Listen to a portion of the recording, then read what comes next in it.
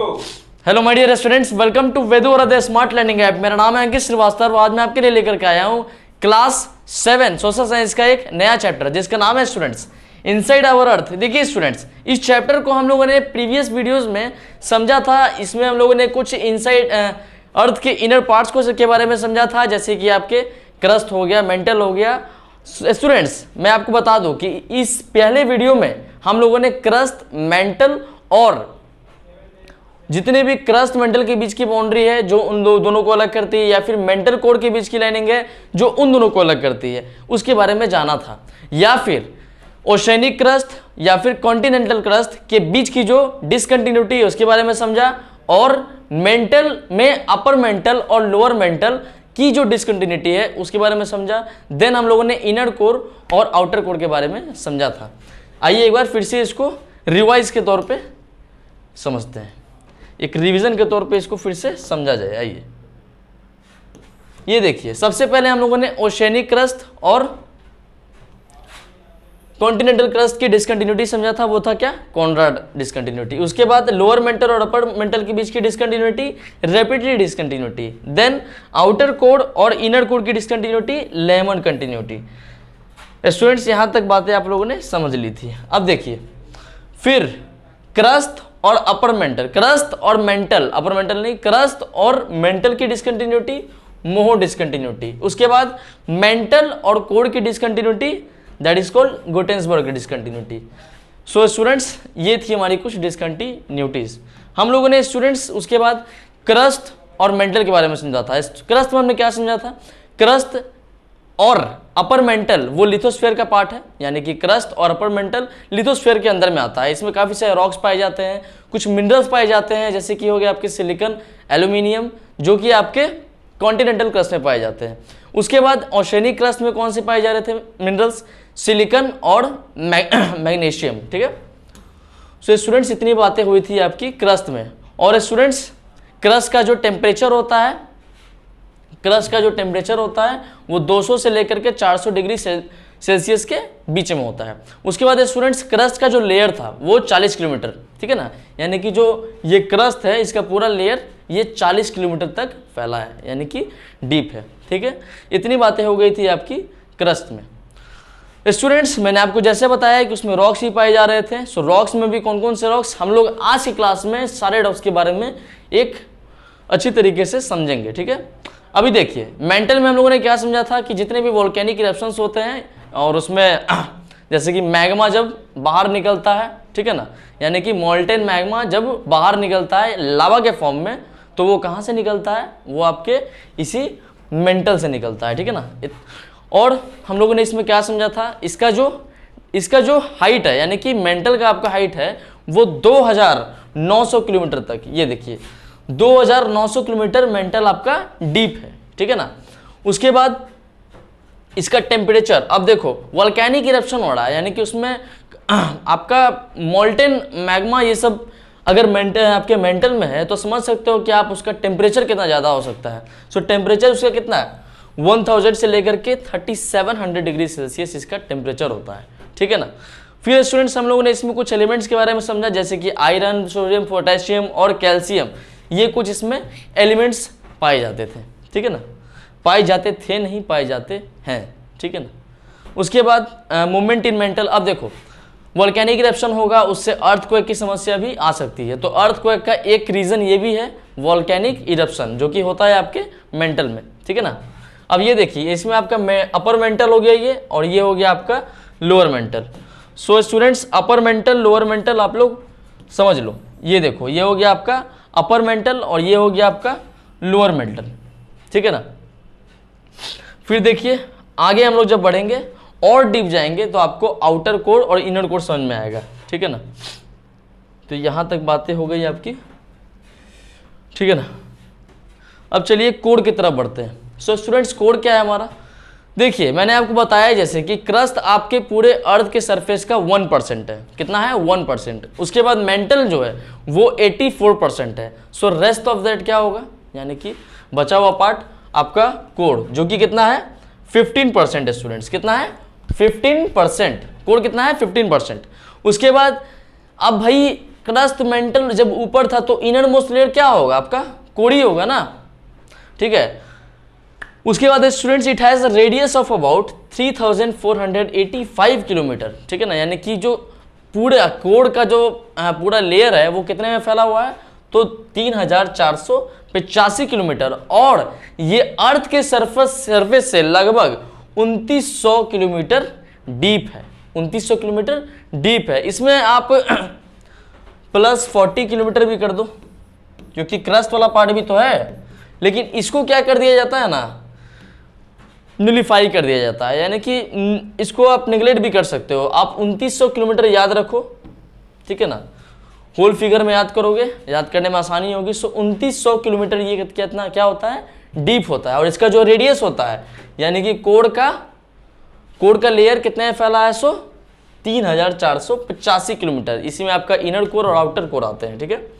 उसके बाद जैसे कि हम लोगों ने शुरू में ही जाना था कि सबसे ज़्यादा अगर टेम्परेचर किसी लेयर का होता है तो वो होता है किसका, आपके कोर का, जो कि कितना होता है 5430 डिग्री सेल्सियस, 5430 डिग्री सेल्सियस ये होता है स्टूडेंट्स आपके कोर का टेम्परेचर। और मेंटल का कितना होता है मेंटल का कितना होता है, ये देखो आपके 3700 डिग्री सेल्सियस, कितना होता है 3700 डिग्री सेल्सियस। ये वैरी करता है 1000 से लेकर के 3700 के बीच में, ठीक है ना। और फिर याद करो क्रस्ट का, सो 200 से लेकर 400, सो 200 से 400, फिर 1000 से 3700, और उसके बाद 5430, यानी कि 5430 degree Celsius is the temperature of what, core, ठीक है ना। फिर स्टूडेंट्स इसमें सबसे महत्वपूर्ण बातें आप लोगों को याद रखनी है कि जैसे क्रस्ट में आपके सियाल और सीमा, यानी कि सिलिकॉन एल्यूमिनियम और सिलिकॉन और मैग्नीशियम, एल्यूमिनियम आपका first most abundant element of the earth crust, second आपका आयरन हो गया, ठीक है ना। आई थिंक पिछले क्लासेस में शायद फ्लो में मेरे से सेकंड निकल गया था, सो आप लोग फर्स्ट याद रखोगे इसको, ठीक है ना।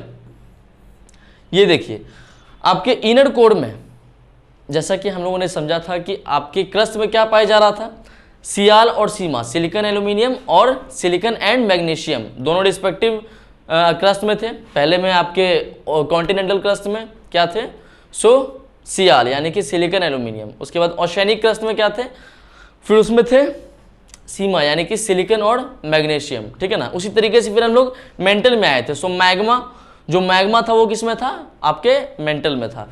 तो अब कोर में क्या होता है, कोर में स्टूडेंट्स आपके कुछ आयरन और निकल, आप इसको मैग्नेटिक एलिमेंट्स बोल सकते हो।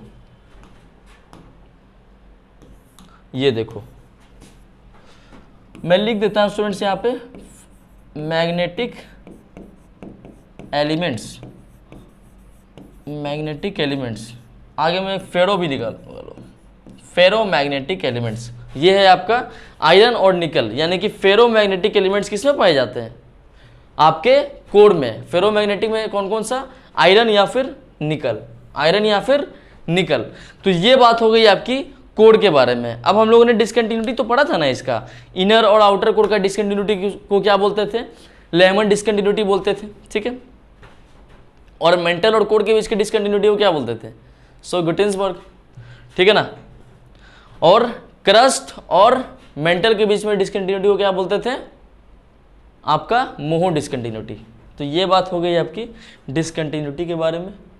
ओवरऑल हम लोगों ने इसमें कोर के बारे में सारी जानकारी प्राप्त कर ली। अब देखो जाहिर सी बात है कि आउटर कोर से ज़्यादा टेम्परेचर होगा आपके इनर कोर का। तो इस पिक्चर में आप देख सकते हो स्टूडेंट्स कि खुद ही देखो ना, ये कुछ ज़्यादा ही लाइटेड यानी कि ज़्यादा टेम्परेचर वाला कौन लग रहा है, ये आपका इनर कोर लग रहा है कि नहीं लग रहा है, और ये आपका आउटर कोर थोड़ा कम टेम्परेचर है। आप सन का भी अगर देखोगे ना तो आपको दिखेगा कुछ इसी तरीके से, मतलब अगर आप पिक्टोरियल व्यू देखोगे सन का तो सबसे अंदर का टेम्परेचर तो बहुत ज़्यादा होता है 6000 डिग्री सेल्सियस। फिर जैसे जैसे बाहर आएगा आप लोग उससे थोड़ा बाहर निकलोगे तो फिर उसका टेम्परेचर घटते जाएगा। अमूमन तो आप लोग उसके बाहर क्या उसके 1000 किलोमीटर दूर भी नहीं जा सकते, लेकिन एक केस समझना है कि अगर यहाँ पर हो सन के तो टेम्परेचर बहुत ज़्यादा, ठीक उसी तरीके से कोर में जैसा है, ठीक है ना। सो इनर कोर आउटर कोर हम लोगों ने समझ लिया, ठीक है। अब स्टूडेंट्स हम बात करेंगे कुछ रॉक्स के बारे में। यहाँ तक बात हमने की क्रस्ट, मेंटल और कोर के बारे में। अब हम बात करेंगे कुछ रॉक्स के बारे में। आखिरकार रॉक्स क्या होते हैं, आइए उस पर नज़र डालते हैं। रॉक्स एंड मिनरल्स हमारा नेक्स्ट टॉपिक है students, rocks and minerals. Natural mass of mineral matter that makes up the earth crust is called a rock. So जैसा कि मैंने आपको क्रस्ट में पढ़ाया था कि जो पूरा क्रस्ट है आपका वो किससे बना है, सो रॉक से। और रॉक कैसे बनता है, वो नेचुरली बनता है। फिर से दोहराते हैं एक बार, रॉक कैसे बनता है, नेचुरली बनता है, ठीक है ना। यहाँ लिखा है ना students, natural mass of mineral matter that makes up the earth crust is called rock. अब सर नेचुरली ये कैसे बनता है, ये तो आपने बता दिया कि नेचुरली बनता है। अब ये नेचुरली बनता कैसे है, क्या प्रोसेस होगा सर इसका, तो आइए समझते हैं। जैसा कि मैंने स्टूडेंट्स आपको मेंटल में पढ़ाया था कि मेंटल में वोल्केनिक इरप्शन होता है। ऐसे वोल्केनिक इरप्शन होगा तो जितना भी अंदर का मैग्मा होगा वो सारा बाहर आ जाएगा, ठीक है ना। सो वही मैग्मा जब बाहर आएगा, ड्यू टू सम रीजंस, कुछ हो ऐसा होता है कि जिस वजह से आपका वोल्केनिक इरप्शन होता है, ठीक है ना। यानी कि जब मैग्मा बाहर आएगा तो उसमें क्या होगा, जब मैग्मा बाहर आएगा सो वो लावा के फॉर्म में निकलेगा, है ना, लावा के फॉर्म में निकलेगा। और जब ये अर्थ के सरफेस पे आ जाएगा, मेरे हिसाब से एक पिक्चर आप लोगों को अगर मैं यहाँ पे बना दूँ तो शायद अच्छे तरीके से समझ में आएगा। मान लो कि ये स्टूडेंट्स, ये आपका, ये हो गया आपका वोल्केनिक इरप्शन, यहाँ मैं करवा रहा हूँ, एक केस है, समझना है इसको। मान लो कि यहाँ से मैग्मा निकल रहा है, ठीक है ना, मान लो यहाँ से मैग्मा निकल रहा है। सो मैग्मा सबसे पहले उसमें होता क्या है, उसमें होता क्या है, काफ़ी सारे, मैंने आपको बताया था काफ़ी सारे मेटल्स का आपस में कुछ केमिकल रिएक्शन होता है जिस वजह से ये मैग्मा बाहर निकलता है, ठीक है ना, मतलब वोल्केनिक इरप्शन होता है। सो मैग्मा के कंस्टिट्यूएंट्स क्या होते हैं, कुछ वैसे मेटल्स, ठीक है ना। और अंदर में है ही क्या, ठीक है, तो ये काफ़ी एकदम धबकता हुआ, बहुत ही ज़्यादा इसका टेम्परेचर होगा। मतलब कि अगर एक, क्या मैं बोल सकता हूँ, अगर एक कंस्टिट्यूएंट भी अगर किसी मैग्मा का किसी इंसान पे पड़ जाए तो वो इंसान ख़त्म, ठीक है ना। अगर इतना छोटा सा गोला, समझे, जब तुम सोच सकते हो कि इससे अर्थक्वेक आ सकता है तो फिर आगे की बात ही समझ में आने लगती है। ये देखो इससे क्या हो रहा है, वोल्केनिक इरप्शन हो रहा है, ठीक है। अब होगा क्या कि जो इसमें कुछ कॉन्स्टिट्यूएंट्स हैं इसके, वो जब बाहर आएंगे, जब वो अर्थ के सरफेस पे आ जाएंगे, मान लो कि आपका अर्थ का सरफेस है, जब ये इस पे आएंगे तो होगा क्या कि आउटर सरफेस पे आने के बाद जाहिर सी बात है कि जो इनर सरफेस का टेम्परेचर था उससे टेम्परेचर बाहर वाले का क्या होगा, कम होगा कि ज़्यादा होगा, तो सर ज़्यादा नहीं कम होगा, क्योंकि आपके बाहर में यानी कि आपके अर्थ के सरफेस पे एटमॉस्फेयर है। सो ड्यू टू एटमॉस्फेयर काफ़ी सारे वहाँ पे मतलब ऑक्सीजन, नाइट्रोजन, कार्बन डाइऑक्साइड सारा कुछ है ना वहाँ पे, तो क्या होगा, टेम्परेचर तो नॉर्मल हो जाएगा। क्योंकि यहाँ पे तो टेम्परेचर बहुत ज़्यादा था, यहाँ पे टेम्परेचर था ना बहुत ज़्यादा था, कितना था, सो मैंने आपको बताया था, याद करना, सो 3700 डिग्री सेल्सियस के आसपास का टेम्परेचर था यहाँ पे, था कि नहीं था, 3700 के आसपास का टेम्परेचर था किसमें, मेंटल में। अब ये जब बाहर आ जाएगा तो नॉर्मल टेम्परेचर कितना होता है यहाँ का, आप खुद सोचो, 35-40 गर्मी के दिनों में और ठंड के दिनों में 15-20 नॉर्मल टेम्परेचर, एक एवरेज टेम्परेचर की बात कर रहा हूँ। तो जब ये बाहर आएगा, जब ये बाहर आएगा तो फिर टेम्परेचर इसका क्या होगा, जो भी टेम्परेचर था इस मैग्मा का वो होगा डिक्रीज, और जब वो डिक्रीज हो जाएगा तो वो किसका फॉर्म ले लेगा, वही आपके रॉक का फॉर्म ले लेगा, समझ गए। सो रॉक कैसे बना, इतनी बातें समझ में आ गई। यहाँ पे आपका बन जाएगा स्टूडेंट्स रॉक, क्या बनेगा, रॉक। सो रॉक कैसे बना, नेचुरली बना है ये, इसको, इसमें किसी भी ह्यूमन पावर का कोई रोल नहीं है, ये नेचुरली बना है। आपके वोल्केनिक इरप्शन हुआ, अंदर से मैग्मा आया, जब वो आउटर सरफेस पे आया, अर्थ के आउटर सरफेस पे आया तो क्या हुआ, उसको बहुत कम हीट मिला और जिसके वजह से वो कूल हो गया, क्या हो गया, कूल हो गया, और कूल होने के रीजन से वो क्या, किसका रूप ले लिया, रॉक का रूप ले लिया। अब इसी जो रॉक है, इसी रॉक से आपका सेडिमेंट्री रॉक भी बनेगा और क्या बनेगा, मेटामॉर्फिक रॉक बनेगा, ठीक है ना। वो कैसे बनेगा वो समझना है हम लोगों को, ठीक है। तो ये बात हो गई आपकी किसकी।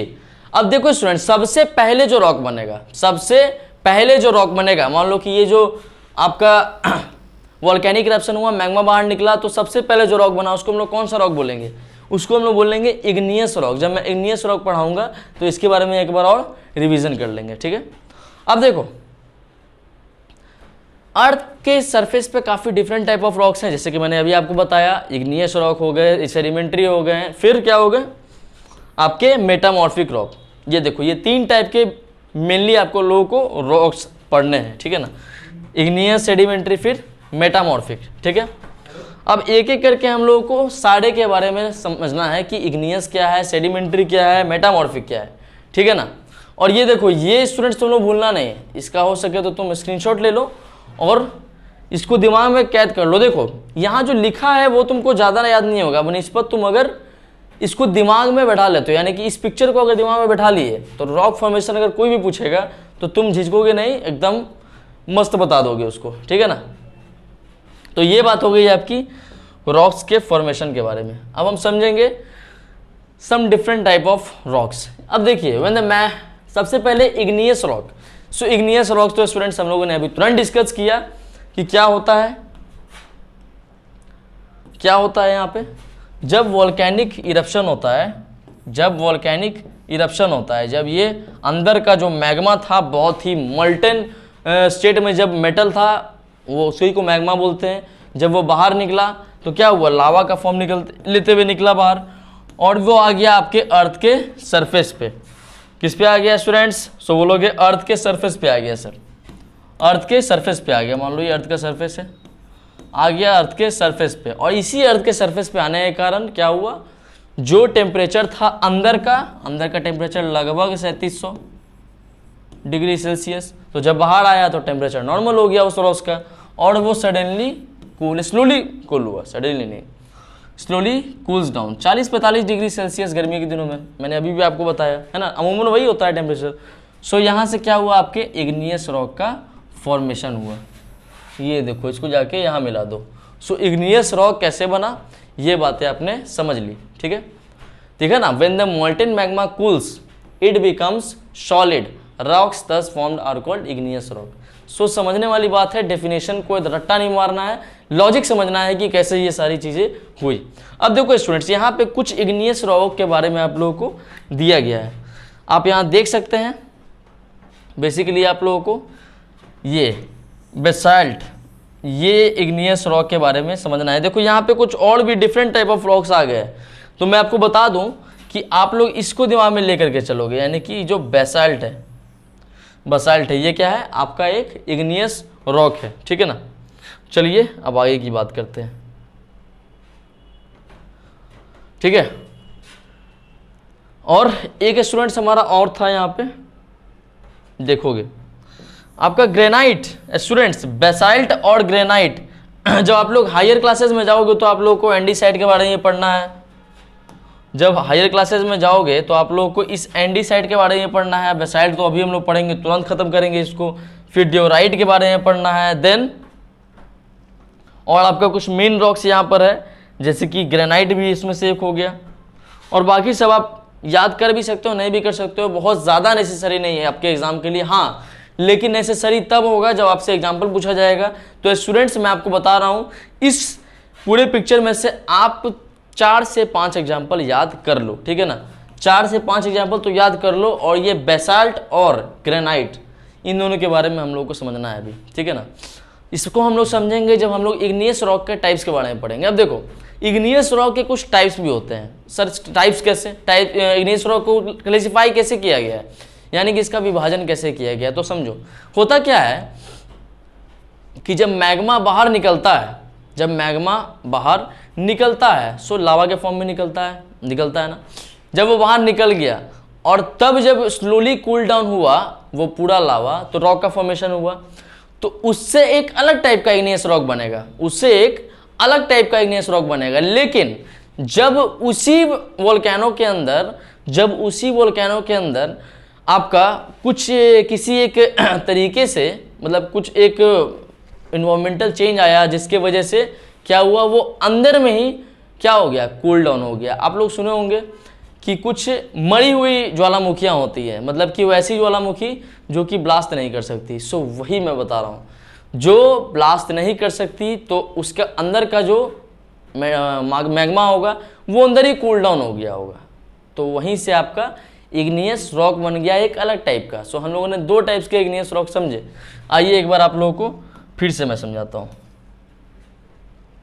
Types of igneous rock. देखो स्टूडेंट्स, पहला टाइप हमारा होता है एक्सट्रूसिव रॉक। क्या होता है? एक्सट्रूसिव रॉक, यानी कि पहला एक्सट्रूसिव इग्नियस रॉक, दूसरा क्या होता है? Intrusive igneous rock. दोनों समझ रहे हो? सो पहले में क्या होता है स्टूडेंट्स? एक्सट्रूसिव। अब देखो एक्सट्रूसिव, इस एक्सट्रूसिव में से तुम एक्सटीरियर रख लो इसको, एक्सटीरियर, ठीक है ना, एक्सट्रूसिव हो गया ये एक्सटीरियर, ठीक है ना। और इंट्रूसिव इसमें से रख लो भैया इंटीरियर। क्या हो गया? इंटीरियर। अब देखो एक्सटीरियर और इंटीरियर, अब तो कोई परेशानी नहीं होगी, यानी कि वो इग्नियस रॉक जो कि आपके वोल्केनो के बाहर बन रहा है, आपके वोल्केनो के बाहर बन रहा है, यानी कि आपके अर्थ के सरफेस पे। किस पे बन रहा है? तो अर्थ के सरफेस पे। किस पे बन रहा है? सो अर्थ के सरफेस पे बन रहा है, तो ये आपका क्या हो जाएगा? एक्सट्रूसिव। क्या हो जाएगा? Extrusive rock. और जो आपके इंटीरियर, यानी कि आपके वोल्केनो के अंदर बन रहा है, इनसाइड, मैं लिख देता हूं यहां पे इनसाइड वोल्केनो, वो हो जाएगा आपका इंट्रूसिव। तो डेफिनेशन को रट्टा नहीं मारना है, समझना है, और समझ करके तुम अपने लैंग्वेज में उसको लिखोगे तो तुमको भी समझ में आएगा और सामने वाले को भी समझ में आएगा। लेकिन चलिए एक बार हम लोग इसको पढ़ ही लेते हैं। When this molten lava comes on the earth surface, देखो अर्थ सरफेस पे आ गया, it rapidly cools down, it rapidly cools down, हम लोग एक्सट्रूसिव पढ़ रहे हैं, ठीक है, और becomes solid, rocks formed in such a way on the crust are called extrusive। सो वही बातें हैं, आपके बस आपको सिर्फ लैंग्वेज समझना है।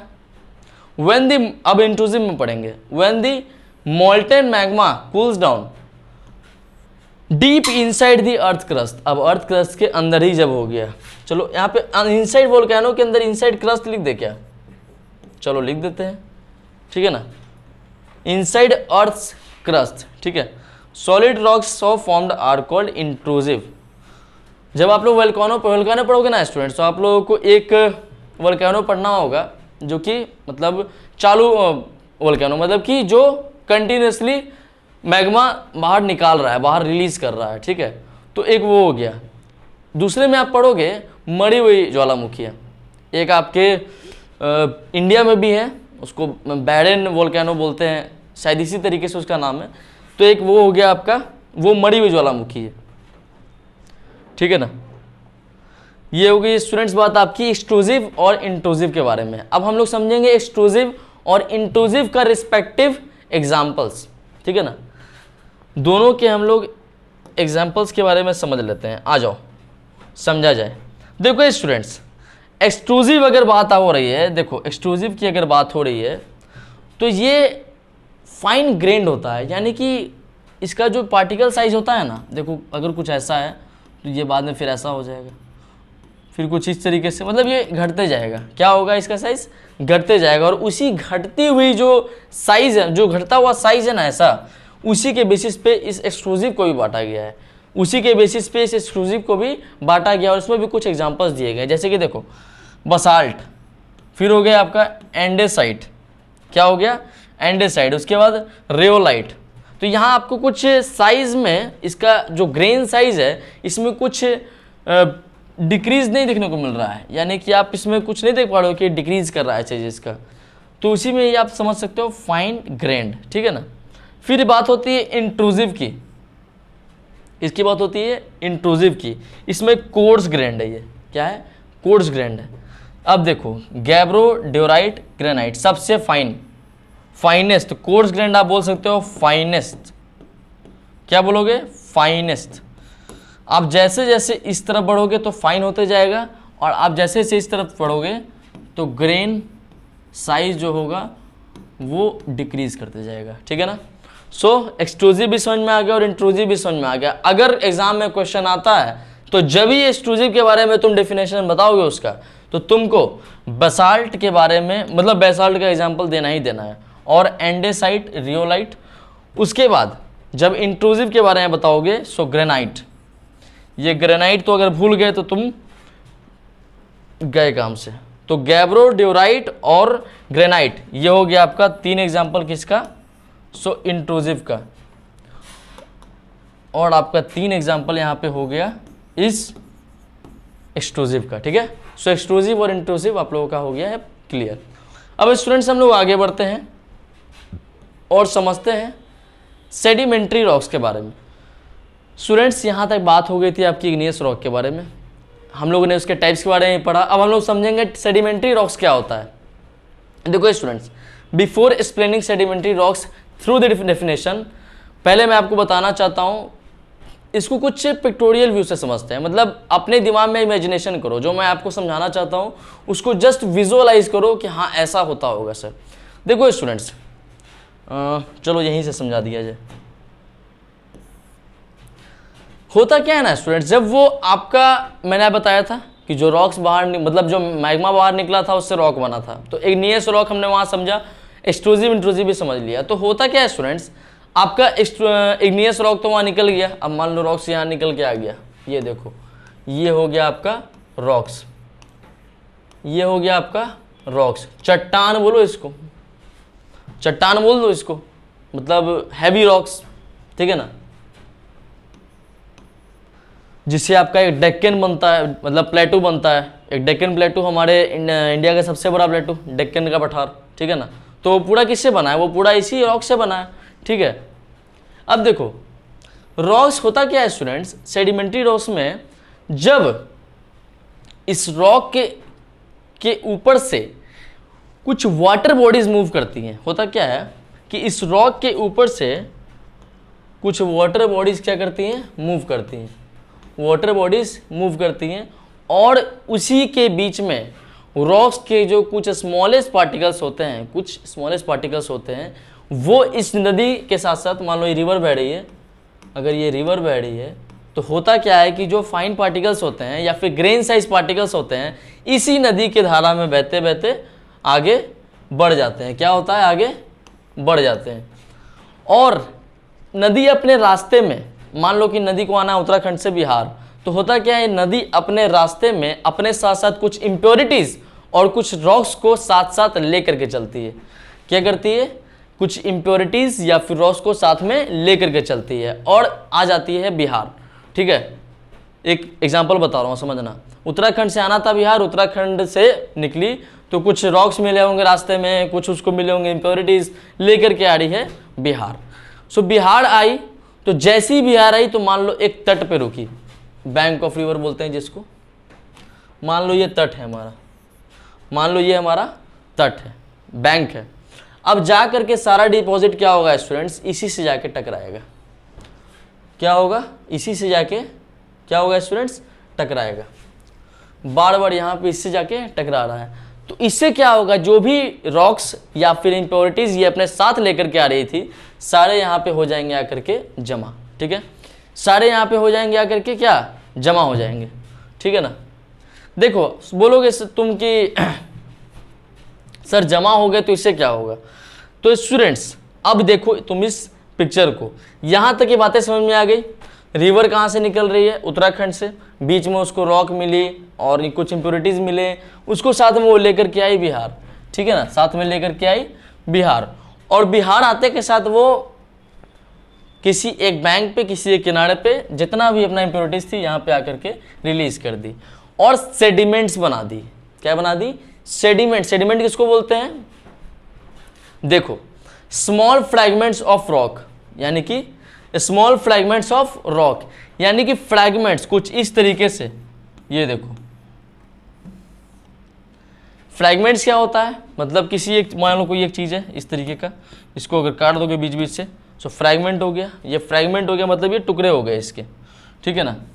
So small fragments of rock का आ करके यहाँ पे एक जगह पे एक्यूमुलेट हो जाना, उसी स्मॉल फ्रैगमेंट ऑफ रॉक का एक जगह पे आके एक्यूमुलेट हो जाना, यानी कि जमा हो जाना, उसी को हम लोग बोलते हैं सेडिमेंट्री रॉक्स। तो यहाँ से अमूमन तो ये बेसिकली अगर बात करी जाए तो ये रॉक लेकर के आ रही थी, उसके बाद यहाँ पे आकर के ये जमा हो गई। सो आपके डेफिनेशन में क्या लिखा है, accumulation of sediments are called sedimentary rocks. So accumulation of sediments आपका हो गया यहाँ पे क्या, sedimentary rocks. So ये बात हो गई sedimentary rocks के बारे में. शुरू से फिर से बात की जाए, rocks, फिर rocks के ऊपर से रिवर चली, अपने साथ कुछ rocks के पार्टिकल्स को लेकर के आई. उसके बाद थोड़ा और बढ़े आगे, किसी एक बैंक पे आए और जितना भी रॉक था सब एक जगह आकर के एक्यूमुलेट हो गया और वही बना दिया क्या, सेडिमेंट्स.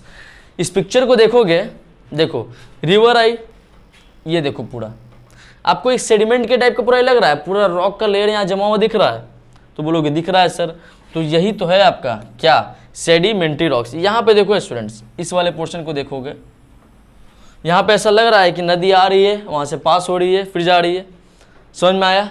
तो ये हो गया आपका सेडिमेंट्री रॉक्स. कुछ यहाँ पर, अब वो देखो, sediments are transported and deposited by, अब ये किसी भी तरीके से हो सकता है, या तो विंड हो सकता है, या तो मैंने आपको रिवर बताया, वाटर हो सकता है. रिवर एक एग्जांपल के तौर पे लिया, कोई भी वाटर बॉडीज, अब ये नहीं कि कुआं का पानी आके करेगा, नहीं, रिवर हो सकता है, सी वाटर हो सकता है, समझ गए, या फिर विंड हो सकता है. अब इसके थ्रू कौन कौन सा रॉक बनता है, सो यहाँ पे कुछ रॉक्स का एग्जाम्पल दिया गया है, आप लोगों को समझिएगा. सबसे महत्वपूर्ण इसमें होता है सैंडस्टोन. क्या होता है, सैंडस्टोन, सैंड से बना हुआ स्टोन, ठीक है.